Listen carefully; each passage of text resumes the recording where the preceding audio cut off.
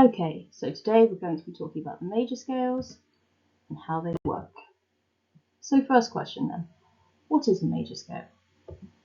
Well, simply put, it's a series of 8 notes, but that's not particularly unique. So many other scales have 8 notes, so what makes the major scale different? Well, it's happy, unlike other scales, unlike the chromatic scale or the minor scale, which are often sadder or even a bit unnerving to hear. If we look at C major scale in particular, you can see why it's quite unique. So looking here, you can see there are no sharps, no flats. It's what makes C major perhaps one of the most famous scales and popular scales. And because it doesn't use sharps and flats, there's no need for any naturals. It's perhaps easiest to see exactly how a scale works easiest if we look at the keyboard, because what makes up any scale and how they work is the use of intervals. So for C major, what makes it quite nice is that it only uses these white notes here. And to use these notes exactly, you have to use a formula. And this is the formula for C major. You have one step or a tone between C and the next note D.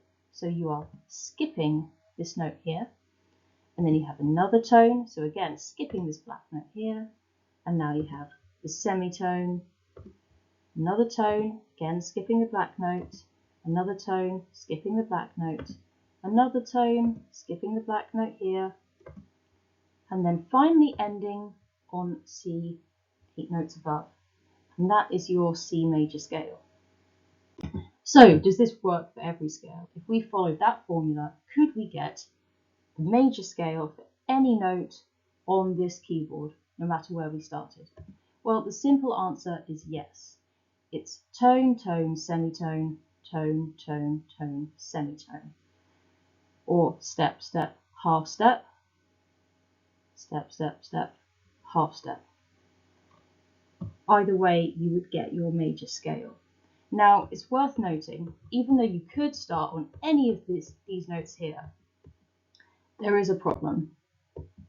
Beginning a major scale on any other note than C will involve sharps or flats, and it's often these sharps and flats that make a scale tricky to remember. You've got finger patterns to memorize. If you step out of the formula, the tone, tone, semitone, tone, tone, tone, semitone, you will hear it will not sound correct. And so that's why C major is perhaps one of the easiest scales to do. As long as you keep on all the white notes, you know you're going to have a scale that is correct. So these are the major scales and how they work. I hope this has helped everyone.